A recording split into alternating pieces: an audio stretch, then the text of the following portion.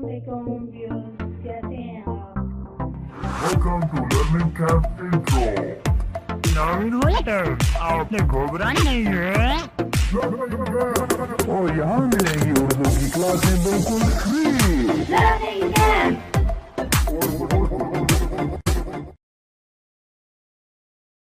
Auzubillahiminash-shaytanir-rajim. Bismillahir-rahmanir-rahim. Assalamualaikum students, how are you all? Hope you all will be well and good. तो आज हम start करने वाले हैं पार्ट 2 चैप्टर नंबर 3 का, जिस पार्ट 2 में हम लोग डिस्कस करेंगे बाकी हमारे रिमेनिंग टॉपिक्स जो रह चुके हैं वो क्या क्या है। नंबर 1 हम डिस्कस करेंगे आज इंक्रीमेंट एंड डिक्रीमेंट ऑपरेटर्स का। देन हम डिस्कस करेंगे difference between assignment operator and equal to operator. Then हमारा है difference between unary and binary operator. Then conditional ternary operator. Then हमारे पास लास्ट है order of precedence of operators. ये 5 topics आज की इस वीडियो में हम डिस्कस करेंगे, तो stay connected with us and watch this video till two the end. Okay, तो चैप्टर नंबर 3 है हमारा इनपुट एंड आउटपुट हैंडलिंग, जिसका हम फर्स्ट जो है पार्ट 2 का फर्स्ट टॉपिक करने जा रहे हैं इंक्रीमेंट एंड डिक्रीमेंट ऑपरेटर।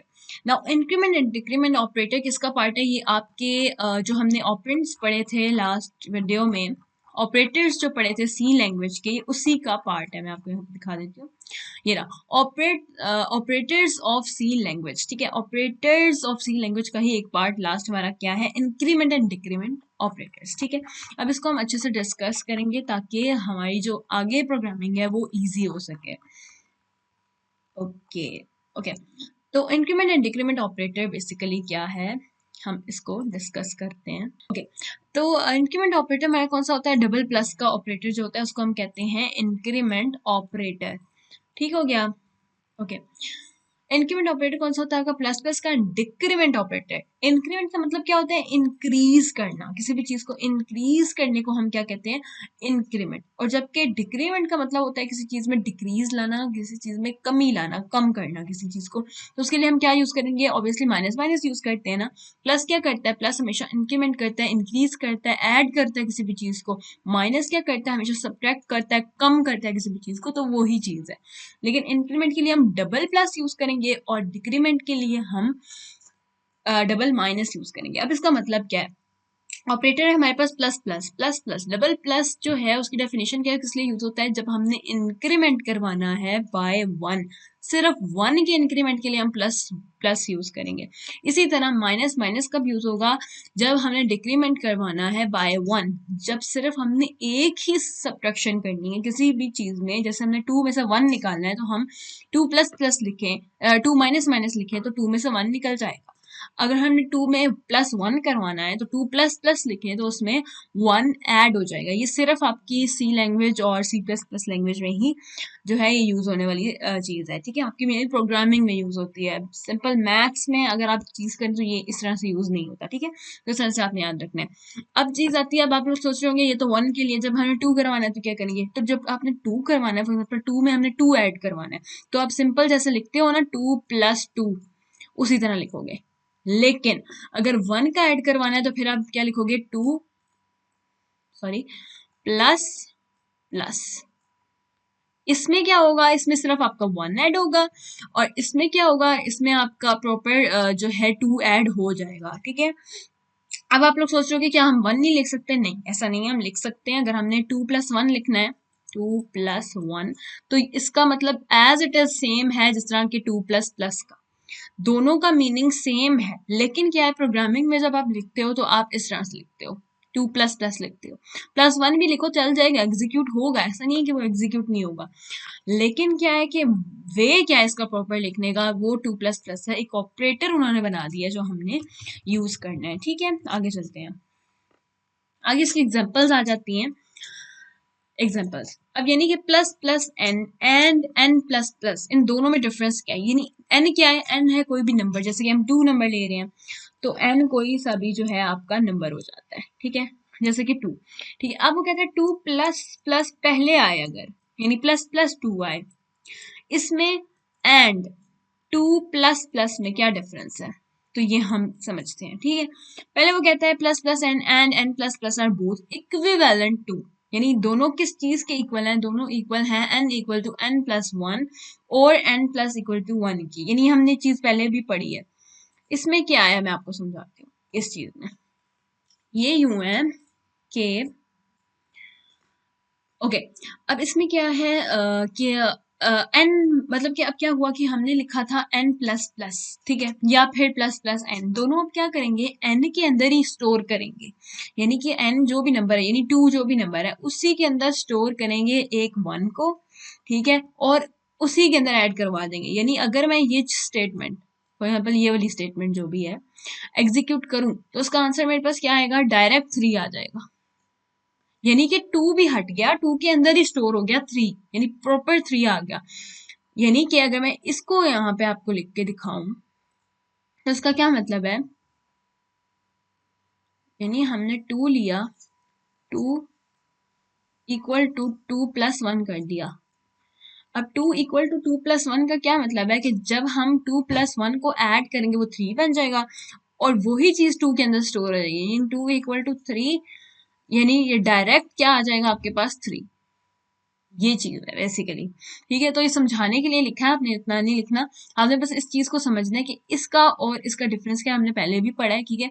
यानी n के अंदर ही n प्लस वन को स्टोर करवा देना। अब यहाँ पे हम 3 ले लेते हैं तो 3 प्लस 1 करके 3 के अंदर ही स्टोर करवा के इसको 4 बना देना। ओके इस तरह से है। और सेम इस चीज को हम किस तरह से लिख सकते हैं, इस तरह से भी लिख सकते हैं, n plus one, n plus equal to 1। इसका और इसका मतलब सेम है, यानी n प्लस इक्वल टू 1 का क्या मतलब है, यानी n में ऐड करवा दो 1 और उसी को इक्वल कर दो n के। इजी है ना, बस समझने वाली थोड़ी सी बात है, बाकी इसमें कोई भी मुश्किल नहीं है। ठीक हो गया।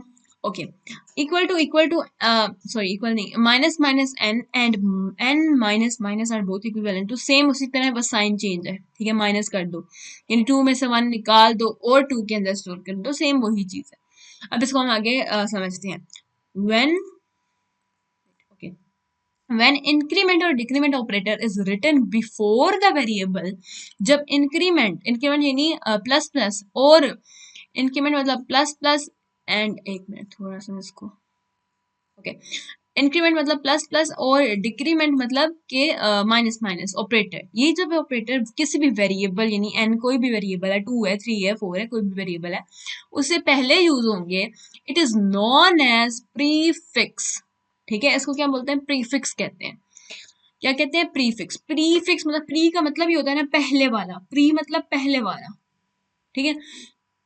तो क्या होता है, अब प्रीफिक्स का मतलब क्या होता है कि किसी भी वेरिएबल से, यानी कोई भी वेरिएबल है ये वाला, ये जो चीज है ये क्या है आपकी, sorry late me change the colour और मैं थिकनेस थोड़ी कम करके आपको बताऊं कि ये जो चीज है, अब इस चीज का मतलब क्या है, प्लस प्लस एन का ये क्या है, ये प्रीफिक्स है, यानी कि आपका इंक्रीमेंट वेरिएबल 2 से पहले लगा हुआ है, ठीक है। 2 क्या है, वेरिएबल है, 2 से पहले क्या है आपका इंक्रीमेंट आ रहा है, तो इसको हम कहेंगे प्रीफिक्स। जबकि ये क्या चीज है, अब हम इसको समझते हैं। ओके अब हम इसको समझते हैं, ये क्या है, and when it is written after the variable, और जब हम इसको वेरिएबल के बाद लिखते हैं, इट इज पोस्ट फिक्स, ठीक है, उसको हम पोस्ट फिक्स कहते हैं। जब हम वेरिएबल के बाद, यानी ये वेरिएबल 2 आ गया और उसके बाद हमने इंक्रीमेंट अपना डाला, तो ये क्या हो गया, पोस्ट फिक्स। ये आपको एमसीक्यूज वगैरह के लिए याद रखना है, वैसे इसमें कोई नहीं है, ठीक है। क्या है वो, पोस्ट फिक्स हो जाएगा। यहाँ तक क्लियर है, समझ आ गई बात की, आगे चले। ओके लेट्स मूव फॉरवर्ड, थोड़ी सी थिकनेस हम इसकी बढ़ा लेते हैं। ओके पोस्ट फिक्सेस और प्रीफिक्स आपको समझ आ गया। In certain situations plus plus N and N plus plus have different affect, ठीक है, इसमें डिफरेंस है। अब वो क्या डिफरेंस है, हम इस चीज को समझते हैं। This is because plus plus an increment an before using its value, ये इंपॉर्टेंट है, याद रखना है आपको कि प्लस प्लस एन जो है वो इंक्रीमेंट करवाता है, एन के अंदर ही करवाता है, ऐसा नहीं है कि एन के अंदर नहीं करवाता, लेकिन बिफोर यूजिंग इट्स वैल्यू, यानी उसकी वैल्यू नहीं यूज करता, वो डायरेक्ट उसको जो है पहले 1 को ऐड करवा देगा उसकी वैल्यू में, ठीक है। यानी पहले उसकी वैल्यू नहीं यूज करेगा, पहले क्या करेगा, इंक्रीमेंट करेगा। Whereas n plus plus increment n after it is use, यानी इसमें क्या होगा कि एन पहले यूज होगा उसके बाद उसके इंक्रीमेंट होगा। ठीक है।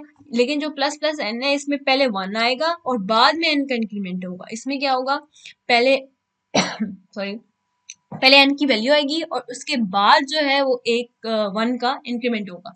किस तरह हम इसको समझते हैं आगे। As an example, wait let me change my colour, okay. As an example suppose n has the value of 3, ठीक है। हमने सपोज किया कि एन की वैल्यू जो है वो 3 है, ठीक है। तो अब इसका मतलब फॉर एग्जाम्पल अगर एन की वैल्यू 3 है और हमने स्टेटमेंट दे दी a is equal to plus plus n, ठीक है। a is equal to plus plus n. अब इसमें क्या होगा, इसमें क्या होगा, हमने क्या बोला कि पहले 1 ऐड होगा, बाद में वो उसकी वैल्यू को पिक करेगा जो कि 3 थी, ठीक है। कैसे हम देखते हैं, okay. Will first increment n, ठीक है, एंड देन ये क्या करेगा, विल मतलब करेगा फर्स्ट इंक्रीमेंट करेगा एन के अंदर and then assign the value 4 to a, यानी पहले इंक्रीमेंट करेगा, ठीक है, इंक्रीमेंट किया और फिर जो वैल्यू आई, जैसे यहाँ पे क्या वैल्यू आएगी, एक मिनट, यहाँ पे क्या वैल्यू आएगी, यहाँ पे वैल्यू आएगी 4, तो a को क्या मिल जाएगा, a इज इक्वल टू 4, ये आ जाएगा ना, आ जाएगा, बिल्कुल आ जाएगा, ठीक है। तो फर्स्ट इंक्रीमेंट 1, यानी 1 का इंक्रीमेंट हुआ 3 में, यानी 3 उसकी वैल्यू थी, वैल्यू के अंदर इंक्रीमेंट हुआ, जो भी वैल्यू आई 4 वो असाइन कर दी उसने किसको, a को, ठीक है। बट लेकिन अब दूसरा केस देखें, अब दूसरे केस में क्या है, एक मिनट, अब दूसरे केस में क्या है, दूसरे केस में है but the statement a is equal to n plus plus, n plus plus में क्या होगा, will first assign the value 3, यानी इसमें क्या होगा, वैल्यू 3 जो होगी वो पहले असाइन हो जाएगी a को, उसके बाद इंक्रीमेंट होगा और n बन जाएगा 4, यानी इस केस में a की वैल्यू कभी भी 4 नहीं होगी, ये आपने याद रखना है। यहाँ पे क्या हुआ, यहाँ पे फॉर एग्जाम्पल इसकी वैल्यू थी 3, तो ये a को मिल गई, a को पहले वैल्यू मिल जाएगी, जो भी वैल्यू उसने दी वो पहले मिल जाएगी, जो कि थी a को वैल्यू मिली 3 और बाद में जो है n के अंदर इंक्रीमेंट हुआ 4 और n की वैल्यू हो गई 4, 3 प्लस 1 4 होता है, तो ये किसमें स्टोर हुआ, n के अंदर, ना कि a के अंदर, ओके। तो इस केस में क्या हुआ कि सिर्फ a की जो वैल्यू है वो मिल गई पहले, क्योंकि n लिखा हुआ था, यानी पहले नंबर लिखा था, वेरिएबल लिखा था, तो जो भी उसकी वैल्यू होगी वो असाइन होगी a को, ना कि इंक्रीमेंट होकर और फिर असाइन होगी, नहीं। अगर पहले इंक्रीमेंट लगाया हुआ है तो फिर क्या होगा, फिर इंक्रीमेंट पहले होगा और फिर a को असाइन होगी, लेकिन अगर इंक्रीमेंट बाद में वेरिएबल के तो फिर पहले वेरिएबल की वैल्यू a को असाइन होगी और बाद में इंक्रीमेंट होगा उस वेरिएबल में, ठीक है। ये हो गया, in both cases n has the value 4, लेकिन दोनों केसेस में n को वैल्यू 4 मिली है, लेकिन a को दोनों केसेस में 4 नहीं मिली। फर्स्ट में यानी यहाँ पे पहले जिसमें इंक्रीमेंट हो गया उसमें 4 मिली है, और दूसरे में जहाँ पे सेकंड पे इंक्रीमेंट हो रहा है उसमें जो है उसको वैल्यू सिर्फ 3 मिली है, पूरी 4 नहीं मिली, ठीक है। और सेम केस वो कहता है रूल अप्लाई होता है माइनस माइनस n और माइनस n माइनस माइनस में, यानी अगर यहाँ पे हम इसको करके देख लेते हैं कि अगर a equal to minus minus n है, n की वैल्यू 3 ही है, तो क्या होगा इस केस में, इस केस में पहले ये 1 माइनस 3 करेगा, यानी क्या वैल्यू आई, ये आई -2 आएगी ना, तो a की वैल्यू बन जाएगी -2, ठीक है। a की भी वैल्यू -2 बन जाएगी और n की भी वैल्यू -2 बन जाएगी, n की तो दोनों केस में चेंज होगी ही होगी, -2 बन जाएगी, ठीक है। और इस केस में क्या होगा, इस केस में अगर ये लिखा हुआ है a is equal to n minus minus, तो इस केस में क्या होगा, इस केस में पहले यानी a को वैल्यू मिल जाएगी 3, a को वैल्यू मिली 3 और बाद में जो है n हो गया, n क्या हो गया, n हो गया 2, क्योंकि 3 माइनस 1 करे तो क्या बनता है 2, तो n की वैल्यू 2 आ जाएगी और a की वैल्यू जो है वो 3 ही रहेगी, ठीक है। होप सो आपको ये चीज क्लियर हो गई होगी। अब आगे चलते हैं, ऑल राइट।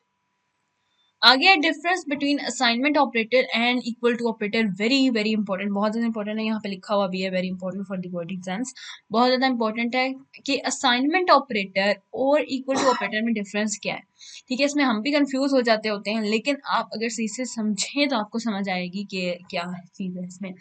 तो क्या है, the assignment operator equal to जो होता है, simple equal to is use to assign a value to a variable, क्या करता है, use to assign a value to the variable, ठीक है। किसी भी वेरिएबल को जो है वो वैल्यू असाइन करने के लिए यूज होता है, ठीक है, वेयर एज जबकि द इक्वल टू ऑपरेटर कौन सा है, ये डबल इक्वल टू वाला, ठीक है, is use to compare two values of the same data type, यानी same data type. For example data type हम ले लेते हैं इंटीजर, ठीक है, इंट INT। अगर हम INT इंट डाटा टाइप लेते हैं, ठीक है, इंट, तो वो कह रहा है कि दो सेम डाटा टाइप्स को जो है कंपेयर करने के लिए वो यूज होता है, ठीक है। ये जो साइन है ये हम कंपेयर करने के लिए यूज करते हैं, ना कि वैल्यू असाइन करने के लिए।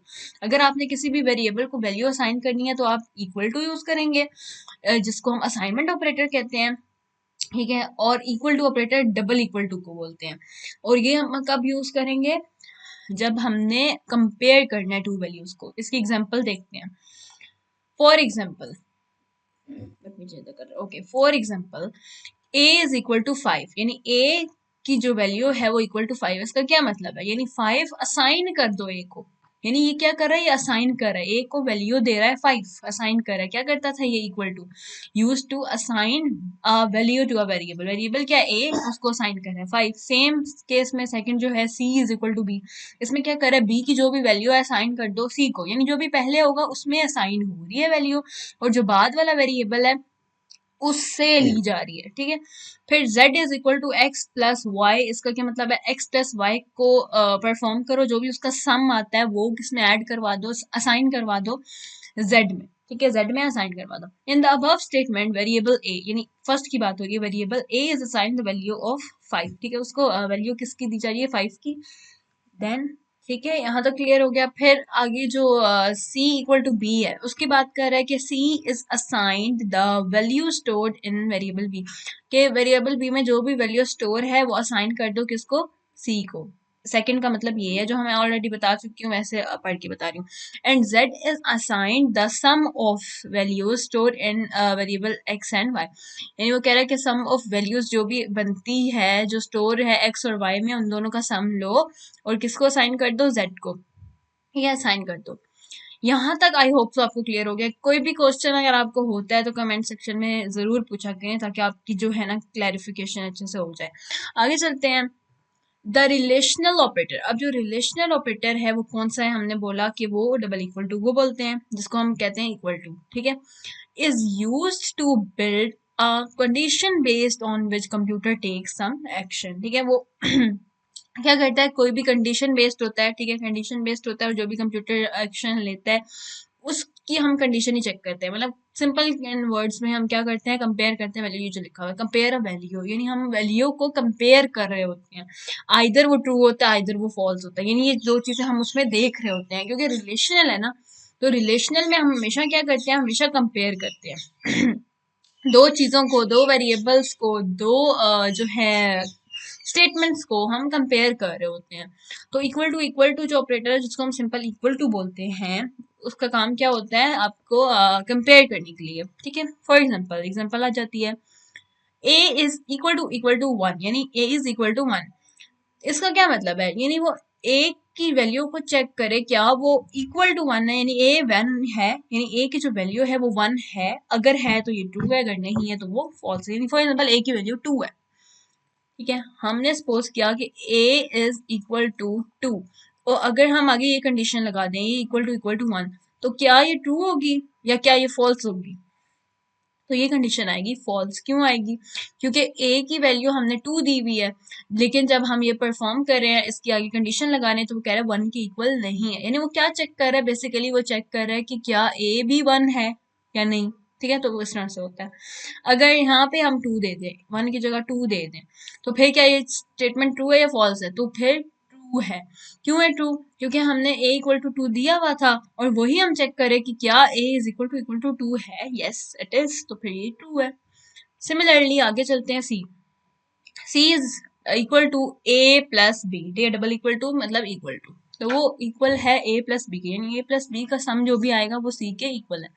यही आगे उसने चीज बता दिया, हम एक बार पढ़ लेते हैं। इन द फर्स्ट कंडीशन, पहली कंडीशन में क्या है, if the value of a is equal to 1, यानी a की जो भी वैल्यू है वो इक्वल टू 1 है, then the condition is true. फिर क्या होगा, फिर ही कंडीशन ट्रू होगी, अदरवाइज इट इज फॉल्स, वरना क्या होगी, फॉल्स। जैसे हमने a इक्वल टू 2 लिया, तो इसका मतलब है कि ये वाली कंडीशन जो है वो फॉल्स हो जाएगी। लेकिन अगर 1 लिया, a इक्वल टू 1 है, तो फिर उस केस में क्या होगा, अगर a इक्वल टू 1 होगा तो फिर वो चीज ट्रू लेगा, वो कंडीशन ट्रू हो जाएगी।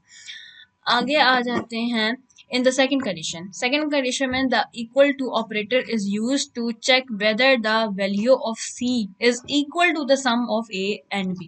ठीक है, अब इस केस में वो क्या चेक करे, वो चेक करे कि सम ऑफ a और b क्या इक्वल है c के, यानी a फॉर एग्जांपल हमने 1 ही लिया हुआ था, 1 प्लस और b की वैल्यू 2।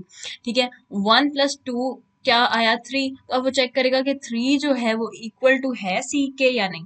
अगर c की भी वैल्यू 3 है और a प्लस b का सम भी 3 आ रहा है तब ये कंडीशन होगी ट्रू, अदरवाइज ये कंडीशन हो जाएगी फॉल्स। आगे चलते हैं। आगे आ जाता है difference between unary and binary operator. ये भी बहुत ज़्यादा इंपॉर्टेंट है, यूनरी और बाइनरी ऑपरेटर में क्या फ़र्क है। यूनरी का मतलब ही आपको पता होना चाहिए कि यूनरी का मतलब होता है 1। ठीक है, यूनी का मतलब ही 1 होता है, तो यूनरी का मतलब क्या हुआ, वो भी 1। तो बाइनरी क्या होता है, बाय से निकला तो इसका मतलब है 2। ठीक है, बाइनरी का मतलब 2। अब इसका क्या काम है वो देखते हैं। The operators that work with a single operand. Operand क्या होता है, ऑपरेंड मतलब कि कोई भी वेरिएबल को ऑपरेंड बोलते हैं। किसी भी वेरिएबल को हम क्या बोलते हैं, ऑपरेंड बोलते हैं, वेरिएबल को। ठीक है, आप लिख लें अपनी बुक पे भी। अब वो कहता है कि कोई भी ऑपरेटर क्या होते हैं आपके, कोई भी अरिथमेटिक ऑपरेटर हो गए जैसे प्लस माइनस मल्टीप्लाई सारी चीजें, कहता है अगर वो सिंगल वेरिएबल के साथ परफॉर्म होती हैं, उसके साथ वर्क करती हैं, तो उसको हम क्या बोलते हैं, उसको हम बोलते हैं यूनरी ऑपरेंड। ठीक है, यूनरी ऑपरेंड उसको बोलते हैं जो एक ही वेरिएबल पे काम करता है, एक ही वेरिएबल का फंक्शन परफॉर्म करता है, एक ही वेरिएबल पे कोई भी ऑपरेटर काम करता है। Whereas operators that work with two operand मतलब कि two variables, दो वेरिएबल्स के साथ जो भी काम करेगा ऑपरेटर, उसको हम बोलेंगे क्या, बाइनरी ऑपरेटर। बाइनरी मतलब टू, बाय जैसे बाय साइकिल होता है, बाय साइकिल क्यों बोलते हैं, क्योंकि उसके 2 टायर्स होते हैं, बाय मतलब 2। तो इस तरह आपने याद रखना है, बाय का मतलब है 2 और यूनरी का मतलब होता है 1। ठीक है, यूनरी ऑपरेटर आर। अब यूनरी ऑपरेटर कौन कौन से होते हैं, यूनरी ऑपरेटर एक माइनस। अब माइनस जो है ना, सिंगल माइनस, ये 2 वेज से जो है आप यूज कर सकते हैं। किस तरह से हम आगे देखते हैं। माइनस प्लस प्लस यानी इंक्रीमेंट, माइनस माइनस यानी decrement, and the logical operator not. आपका जो नॉट है, मतलब ये 4 चीजें जो हैं ये यूनरी ऑपरेटर में यूज होती हैं। ठीक है, जबकि बाइनरी में कौन सी होती हैं, late me change the colour. Binary में कौन सी होती हैं, बाइनरी में हम यूज करते हैं एक माइनस को, प्लस को मल्टीप्लाई को, और ये जो सारी है। ठीक है, माइनस को, प्लस को, मल्टीप्लाई को, डिवाइड को, मॉड्यूलस यानी रिमाइंडर को, और बाकी जो आपके लॉजिकल ऑपरेटर यानी कि एंड और जो आ जाते हैं, एंड और जो आ जाते हैं, दोनों चीजें जो हैं वो आप यूज करते हैं बाइनरी में। किस तरह से यूज करते हैं हम आगे देखते हैं। सबसे पहले बात करने जा रहे हैं यूनरी।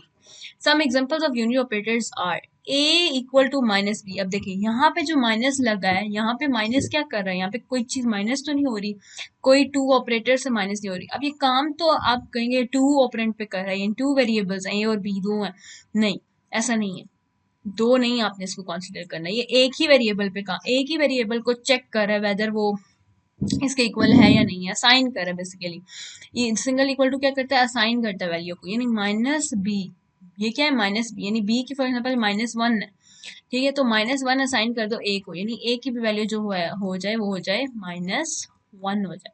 ठीक है, तो वो इस चीज को चेक करने के लिए यूनरी ऑपरेटर यूज हुआ है। लेकिन अगर यहाँ पे हो a is equal to c minus b, तो फिर वो किस में जाएगा, फिर वो जाएगा बाइनरी में।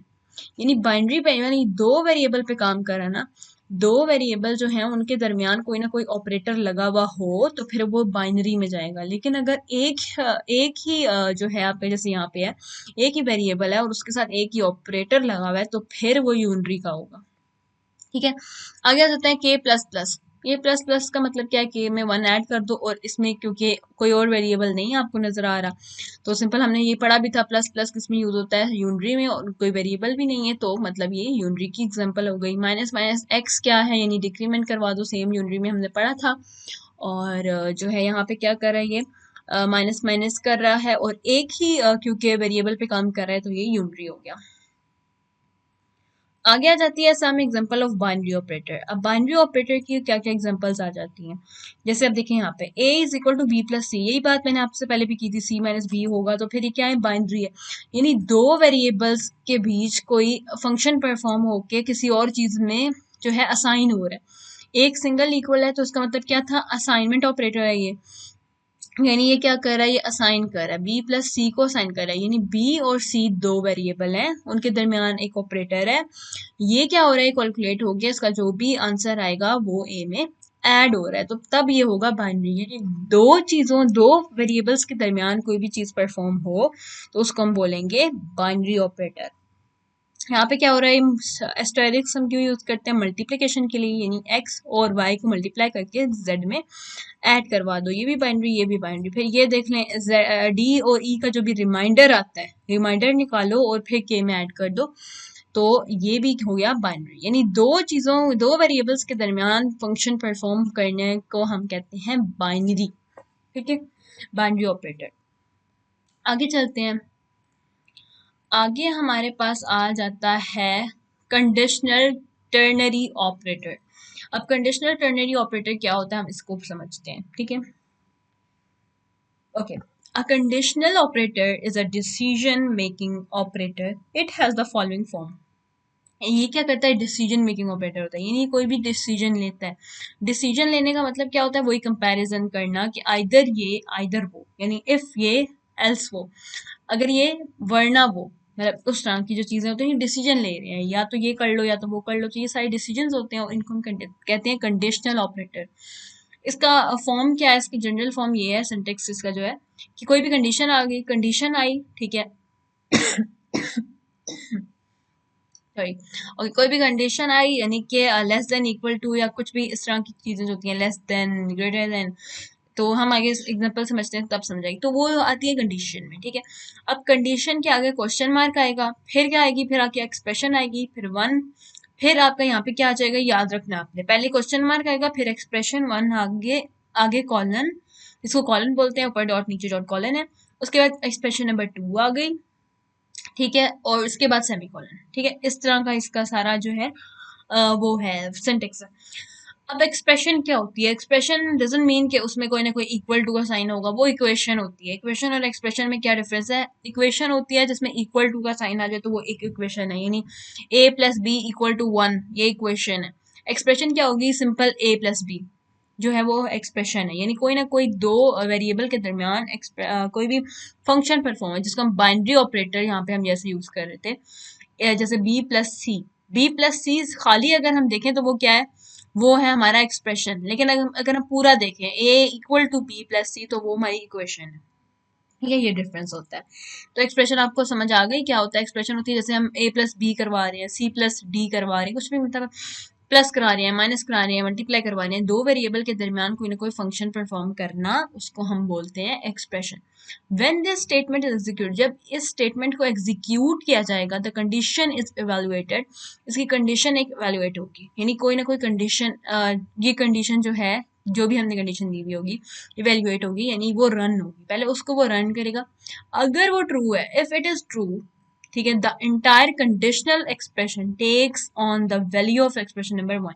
अगर ये ट्रू है तो वो क्या करेगा, जितना भी हमारे पूरी जो कंडीशन है पूरी, वो किसको उठा लेगा, वो एक्सप्रेशन 1 को उठा लेगा, अगर ये ट्रू है तब एक्सप्रेशन 1 को एग्जीक्यूट करवा देगा, जो भी एक्सप्रेशन 1 होगी उसको वो परफॉर्म करवा देगा एक्सप्रेशन 1 को। ठीक है, लेकिन इन केस ये फॉल्स हो जाता है, जैसे यहाँ पे लिखा हुआ है, इफ इट इज फॉल्स, अगर वो फॉल्स हो जाती है, तो कंडीशनल एक्सप्रेशन, ये जो कंडीशनल एक्सप्रेशन है क्या करेगी, takes on the value of expression number 2, ये एक्सप्रेशन नंबर 2 की वैल्यू ले लेगी, ये एक्सप्रेशन नंबर 2, तो एक्सप्रेशन नंबर 2 की वैल्यू ले लेगी जो भी उसमें होगा। The entire conditional expression takes on a value and can therefore be used in assignment statement। ठीक है, इसको असाइनमेंट स्टेटमेंट पे भी यूज कर सकते हैं, किस तरह से हम आगे देखते हैं। कौन एग्जांपल, असाइनमेंट स्टेटमेंट क्या है, यानी सिंगल एक इक्वल टू लगा के भी हम इसको असाइन भी करवा सकते हैं, यानी पूरा आगे हमने कंडीशनल ऑपरेटर ये लगाया हुआ है, ये पूरा कंडीशनल है, कंडीशनल ऑपरेटर है, इसको हम क्या बोलते हैं, टर्नरी ऑपरेटर भी बोलते हैं। तो इसको हम असाइन करवा रहे हैं ए में, ए के अंदर इसको असाइन करवा रहे हैं, तो कहते हैं वो इस तरह से भी आप जो है इसको यूज कर सकते हैं। अब इसको हम समझते हैं। उसने कहा ये हमने कंडीशन लगा दी, क्वेश्चन मार्क से पहले जो भी आएगी वो कंडीशन होगी, क्वेश्चन मार्क के बाद कॉलन से पहले, ये कॉलन है, कॉलन से पहले जो भी आएगी एक्सप्रेशन 1 होगी, कॉलन के बाद जो भी आएगी सेमी कॉलन से पहले एक्सप्रेशन नंबर 2 होगी, ठीक है। ओके, के इज ग्रेटर देन, ये ग्रेटर देन का साइन है, जिसकी तरफ जो है ये होता है मुंह, मुंह मतलब समझ लें खुला होता है तो वो के होता है, यानी वो ग्रेटर होता है। तो k इज ग्रेटर देन 15, अगर, यानी वो चेक करो, if k is greater then 15 तो क्या करो, एक्सप्रेशन नंबर 1 यानी ये वाली एक्सप्रेशन नंबर 1 है, इसको एग्जीक्यूट कर दो, यानी फिर क्या करो, x की वैल्यू और y की वैल्यू को मल्टीप्लाई कर दो। अब इसमें आप कहोगे x और y की वैल्यू कहाँ से आई, तो वो इसमें ये सीन होता है कि आप जब प्रोग्रामिंग कर रहे होते हो, प्रोग्राम लिख रहे होते हो, तो x और y की वैल्यू ऊपर या तो दोगे या तो यूजर से मांगोगे, या तो आप लिख दोगे x is equal to 1, y is equal to 2, मतलब कोई भी वैल्यू दे दोगे, ठीक है, ये मैंने वैसे डाला, ठीक है, इसमें कंफ्यूज नहीं होना।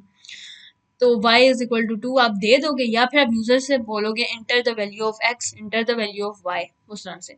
तो ये दोनों केसेस से हो सकता है। फॉर एग्जांपल आपने वैल्यू दे दी, तो अब वो कहता है कि अगर k इज ग्रेटर देन 15, अगर k की वैल्यू, फॉर एग्जांपल हम k की भी साथ ही देंगे, k की वैल्यू हमने दे दी 14, ठीक है। अब वो चेक करेगा क्या जो है 14 यानी k की वैल्यू जो है 14 वो ग्रेटर देन 15 है, नो, ठीक है, गलत है, ग्रेटर तो नहीं है, लेस है।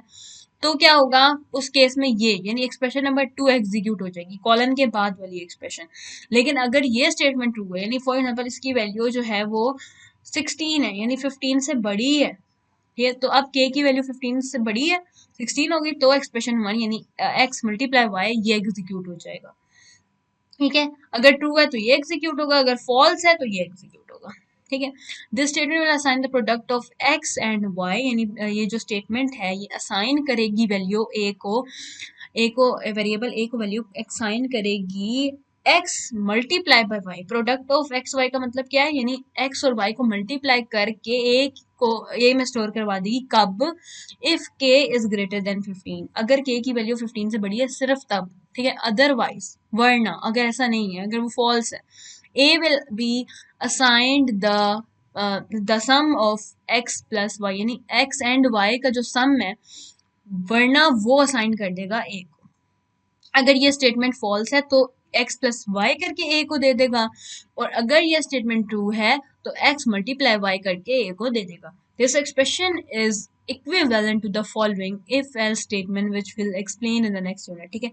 ऐसा ही है कि ये वाली जो है ना, ये बिल्कुल इक्विवेलेंट है। इक्विवेलेंट का मतलब क्या होता है, इक्वल है, बिल्कुल ऐसे ही है जैसे इफ एल्स स्टेटमेंट हम यूज करेंगे, सॉरी हम इफ एल्स स्टेटमेंट को जब आगे यूज करेंगे ना नेक्स्ट चैप्टर में, तो तब आपको समझ आएगी ये बिल्कुल इफ एल्स के इक्वल है, ओके।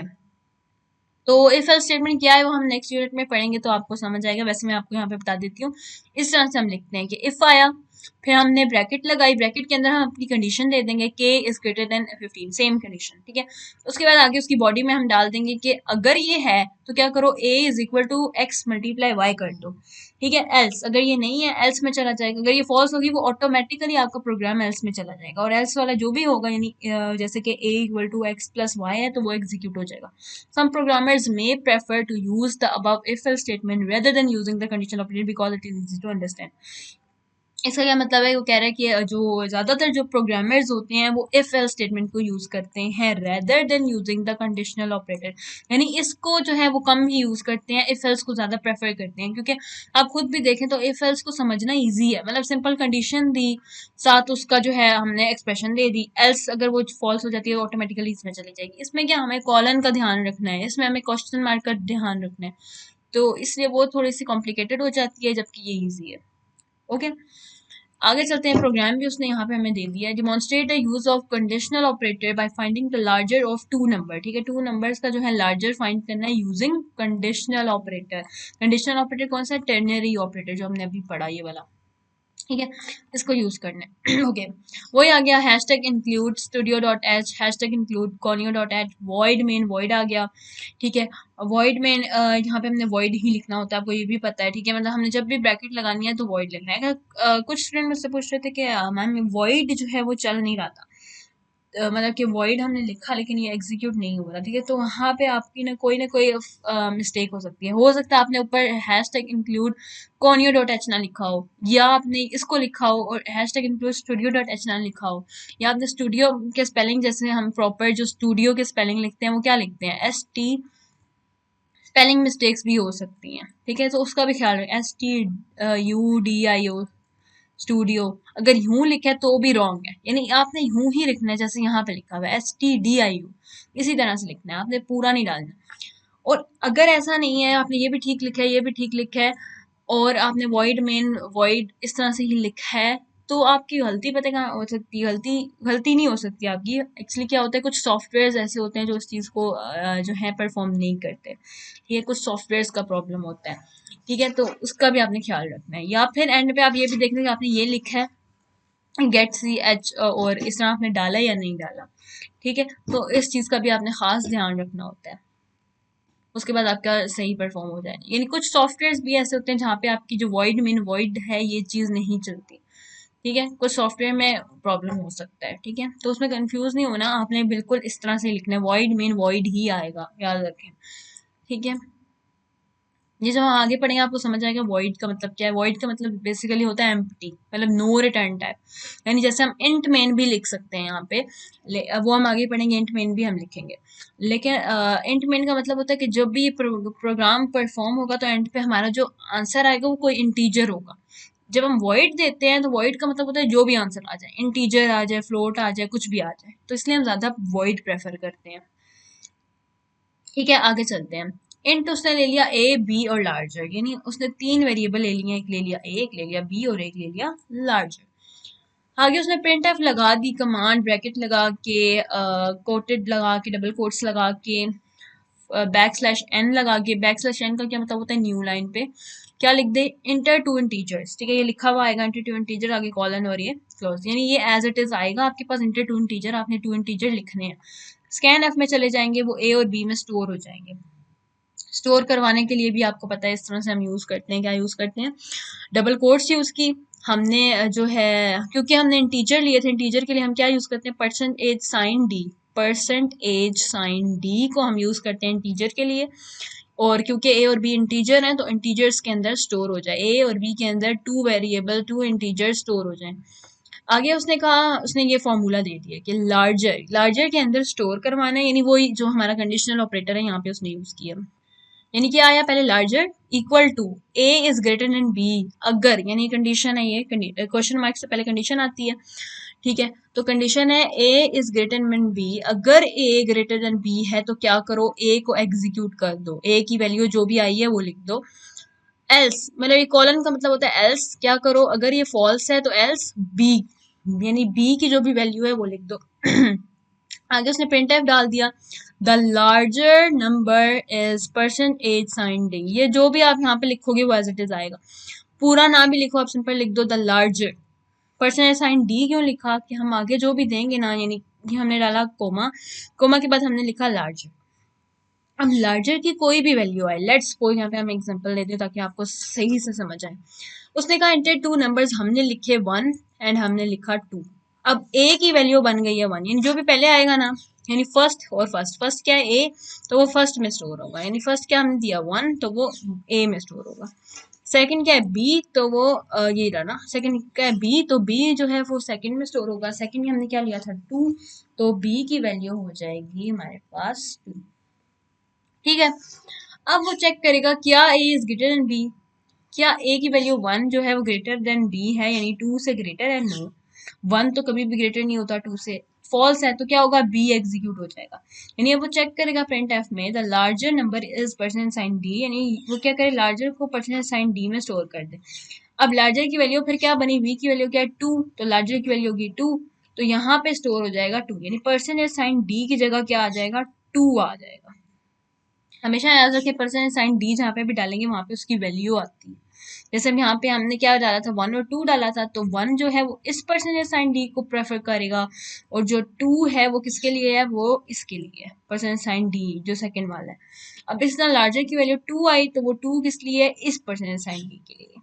आगे हम देख लेते हैं, देखें इसने क्या लिया। प्रोग्राम जब एग्जीक्यूट हुआ आपके पास एक ब्लैक क्यू कंसोल आ जाएगा, एंड सोल पेज उस पर लिखा हुआ होगा इंटर टू इंटीजर, जैसे आपने यहाँ पे लिखा था inter to integer same to same. ऊपर एक लाइन देखें ये छोड़ी हुई है, कैसे छोड़ी हुई है, क्योंकि हमने दिया बैकस्लैश एन। बैकस्लैश एन का मतलब होता है न्यू लाइन, उसकी वजह से उसने एक लाइन छोड़ दी। इंटर टू नंबर्स आ गया, उसने लिखे 5 और 8। 5 और 8 किसने लिखे, जो भी यूज करने वाला है, जो प्रोग्राम को यूज कर रहा है, जो आप खुद एग्जीक्यूट कर रहे हैं तो आप लिख रहे हैं 5 और 8 आपने लिखा।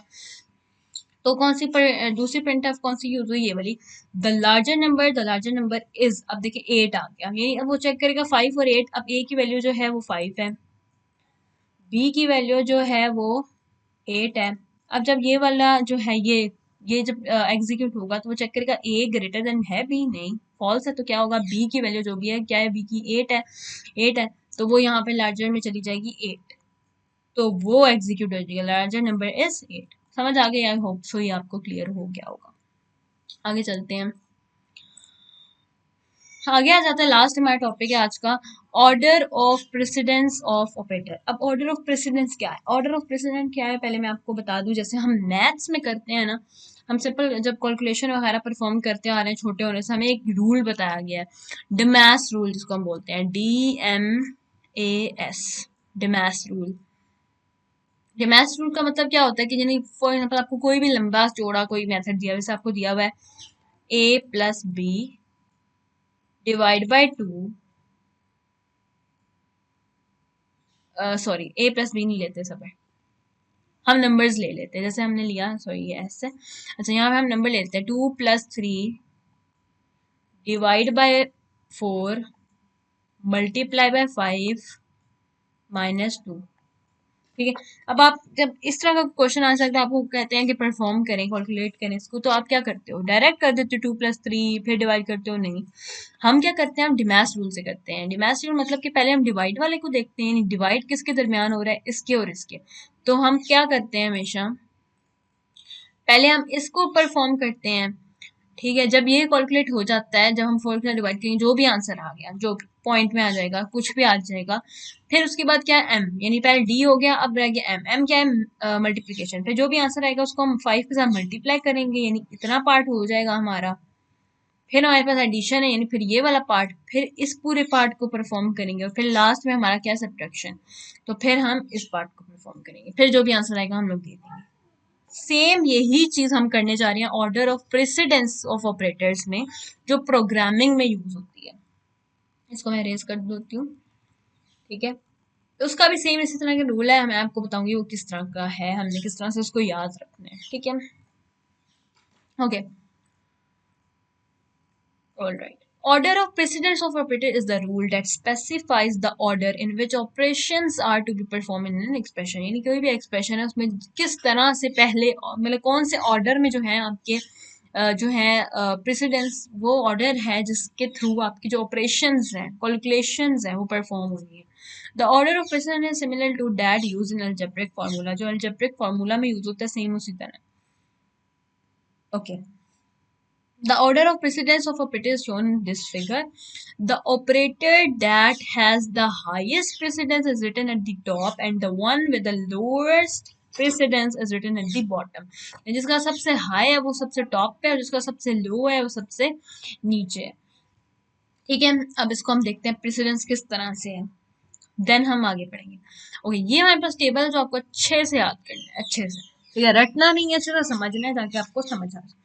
नंबर 1 प्रेसिडेंस, फर्स्ट प्रेसिडेंस किसकी है, operator number plus plus and minus minus, कौन से है ये, इंक्रीमेंट एंड डिक्रीमेंट। यानी सबसे पहले आपका क्या आ जाएगा, इंक्रीमेंट, एंड देन आपका आ जाएगा डिक्रीमेंट, जिसको हम प्रीफिक्स एंड पोस्टफिक्स भी कहते हैं। ठीक है, यानी प्रीफिक्स हो पोस्टफिक्स हो, वो इंक्रीमेंट और डिक्रीमेंट है। ठीक है, नंबर 2 हमारा मल्टीप्लाई, डिवाइड एंड जो है हमारा रिमाइंडर, ये चीज हमारी यूज होती है सेकंड पे, यानी पहले इंक्रीमेंट डिक्रीमेंट आ जाएगा, फिर हम करवाएंगे मल्टीप्लिकेशन, डिवीजन एंड रिमाइंडर, इन तीनों चीजों की आ जाएगी। आपने इसमें जो मेन चीज याद रखनी है, टेबल तो आपने याद करना ही करना है, लेकिन जो कैलकुलेशंस हम करेंगे वो सिंपल सिर्फ इस पे और इस पे करेंगे, और बाकी सब हमारे नहीं यूज होने वाले। ठीक है, हमारी जो कैलकुलेशन होगी इस पे और इस पे होगी, तो आपने इसका रूल याद रखना है, ओके। अगला है plus and minus, addition and subtraction आ जाएगी। देन हमारे पास नंबर 4 पे आ जाता है लेस देन इक्वल टू, फिर ग्रेटर देन इक्वल टू, ये रिलेशन ऑपरेटर्स, वो आ जाते हैं। उसके बाद हमारे आ जाते हैं इक्वल टू आ गया और नॉट इक्वल टू, ये आ जाएगा। फिर हमारे पास लॉजिकल नॉट आ जाता है, ये जिसका साइन है, और ये जो डबल एम्परसेंड साइन है वो किस लिए होता है, लॉजिकल एंड के लिए। फिर जो पैरेलल लाइंस हैं वो लॉजिकल और के लिए। फिर असाइनमेंट ऑपरेटर, असाइनमेंट ऑपरेटर्स कौन से होते हैं हमने ऑलरेडी पढ़े, इक्वल टू के साथ आने वाले जो ऑपरेटर्स होते हैं उनको हम कहते हैं असाइनमेंट ऑपरेटर। हमने क्या यूज करना है मैंने आपको ऑलरेडी बता दिया कि हम जो यूज करेंगे, जो हमने आगे भी करना है, वो सिंपल हमारा नंबर 2 और नंबर 3 है। तो आपने ये याद रखना है यानी पहले हमारे पास क्या होगा, जब भी आपके पास कैलकुलेशन आपने परफॉर्म करनी है, सबसे पहले आपने क्या करनी है, मल्टीप्लिकेशन। मल्टीप्लिकेशन के लिए आप यहाँ पे लिख लें m, सबसे पहले मल्टीप्लिकेशन। उसके बाद क्या है, डिवीजन d। उसके बाद क्या है, ये रिमाइंडर है, रिमाइंडर उसके बाद लेना है। फिर आ जाता है आपके पास r। उसके बाद आपने एडिशन के लिए प्लस ले लेना है, तो एडिशन a। उसके बाद सब्ट्रैक्शन के लिए s ले लेना है, तो s। मैड्रेस, तो आपने ये याद रखना, जैसे हमने डिमैस याद रखा था ना, पहले हम बचपन से याद करते आ रहे हैं डिमैस रूल। अब आपने प्रोग्रामिंग के लिए याद कर लेना है Madras, MDRAS, M for multiplication, D for division, R for reminder, A for addition and S for subtraction. तो ये आपने याद कर लेना है। बस ये जो चीज है हमने यूज करनी है आगे अपनी कैलकुलेशन में, ठीक है। मद्रास, डिमैस की जगह मद्रास। आगे चलते हैं। As shown in figure, the increment decrement operator are performed first, यानी सबसे पहले हमेशा क्या परफॉर्म होगा इंक्रीमेंट डिक्रीमेंट। अगर आ जाए तो होता है, लेकिन नहीं आता होता, ठीक है। देन अरिथमेटिक ऑपरेटर, फिर हमारा क्या यूज होता है, अरिथमेटिक ऑपरेटर। ये जो हैं ये दोनों क्या हैं आपके अरिथमेटिक ऑपरेटर्स हैं, ये दोनों पार्ट्स अरिथमेटिक ऑपरेटर्स, ठीक है। याद कर लेना आपने, ये अरिथमेटिक ऑपरेटर होते हैं। ये किस तरह से होते हैं, मैथ्स के फॉर्म में। देन हमारे पास रिलेशन ऑपरेटर आ जाते हैं, ये वाले। देन हमारे पास आ जाती हैं after the logical operator, logical operators के बाद ये जो सारे लॉजिकल ऑपरेटर हैं, इनके बाद हमारे पास एट द एंड हमारे पास क्या आ जाता है, असाइनमेंट ऑपरेटर, ठीक है। इफ एन एक्सप्रेशन कंटेन 2 और मोर ऑपरेटर्स, यानी अगर एक एक्सप्रेशन में 2 या 2 से ज्यादा ऑपरेटर है, ऑपरेटर क्या, वही प्लस माइनस डिवाइड हो ये सब, ठीक है, ऑफ द सेम प्रेसिडेंस, यानी सेम प्रेसिडेंस के जो हैं हमारे पास expressions हैं, ठीक है। then the operations are performed from left to right in order in which they appear, यानी हमेशा फिर क्या होगा, हमारा लेफ्ट से राइट स्टार्ट होगा। यानी अगर सेम के, सेम का क्या मतलब है, मैं आपको बताती हूँ।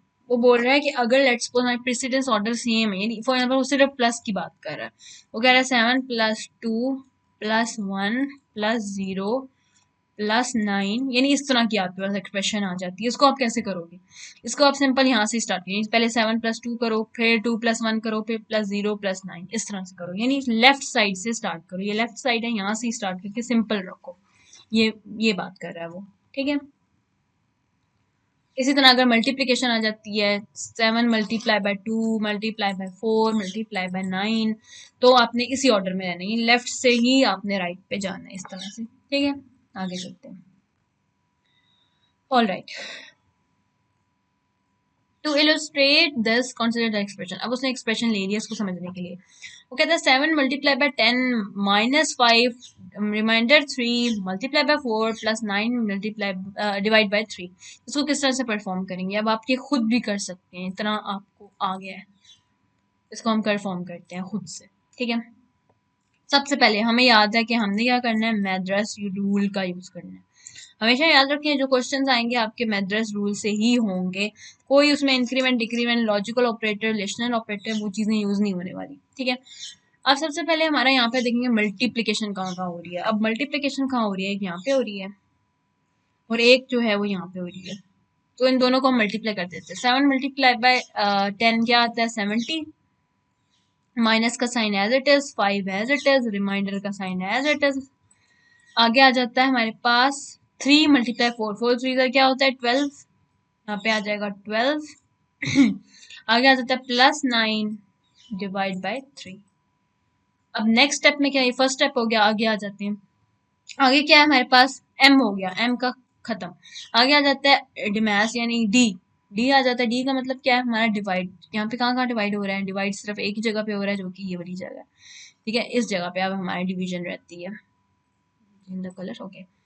यहाँ पे हमने डिवीजन करनी है। 9 मल्टीप्लाई बाय 3, 9 मल्टीप्लाई बाय 3 करें, क्या आता है आंसर आपका? 9 मल्टीप्लाई 3 करें तो आपका आंसर 3 आता है, उसको हम लिख लेंगे। वेट, ओके, आगे हमारे पास आ जाएगा 70 माइनस 5 एज इट इज, यानी सारा कुछ। रिमाइंडर 12 प्लस 9 और 3 को करें डिवाइड तो आता है 3। ठीक है, ये डी भी हो गया हमारा। आगे आ जाता है आर, आगे रिमाइंडर निकालना है। अब रिमाइंडर किस तरह से निकालेंगे आप? पहले हम यहाँ पे रिमाइंडर निकाल लेते हैं। रिमाइंडर के लिए हमेशा जो पहला नंबर होगा वो अंदर आ जाएगा और जो दूसरा नंबर है यानी 12 वो चला जाएगा बाहर। ठीक है, ओके। अब इसका रिमाइंडर किस तरह से लेना है, यानी 12, अब 12 और 5 का रिमाइंडर कैसे आएगा? नहीं आ सकता, तो हम ऊपर 0 लगाएंगे और यहाँ पे आ जाएगा 0। अब 12 कितने जार 50 होता है। 12 को अगर 4 पे हम करें तो वो 12 4 जार जो है वो हमारे पास आ जाता है 48। ठीक है, तो हमारा रिमाइंडर नीचे क्या बचा? इसको 4 करें, 10 में से 8 गया 2, तो हमारा रिमाइंडर कितना आ गया? हमारा रिमाइंडर 10 में से 8 माइनस किया ना हमने, तो आ गया 2, तो हमारा रिमाइंडर है 2, तो यहाँ आ जाएगा 2, यानी 70 माइनस ये पूरा सॉल्व हुआ तो आ गया 2 प्लस 3। ठीक है, 2 कैसे आया? जब हमने 5 और 12 का रिमाइंडर लिया है, तो ये आ गया। हमारे पास क्या हुआ? आर भी कट गया, आ गया हमारे पास रह गया एडिशन, एडिशन करवा दी। 70 माइनस 3 प्लस 2 5, 5 आ गया और लास्ट हमारे पास रह गया एस। 70 माइनस 5 कितना आ गया? 70 माइनस 5 क्या, तो हमारे पास आ जाता है जी 65। आंसर आपके पास आ जाएगा 65 जगह में। ये रहा, ये देखें द फाइनल रिजल्ट इज 65। इस तरह से आपने निकालना है। ठीक है, इसने अपने अपने तरीकों से भी निकाला हुआ है, बीच में आगे पीछे भी किया हुआ है, तो आपने ये तरीका याद रखना है जिस तरह से हमने अभी किया। 65 आंसर आ गया। ठीक है, ये जो MDRAS है ना, बस आपने इसको याद रखना, आपके सारे जो है कैलकुलेशन परफॉर्म हो जाएगी। सारा मैं नहीं पढ़ रही, आप लोग खुद पढ़ लेंगे।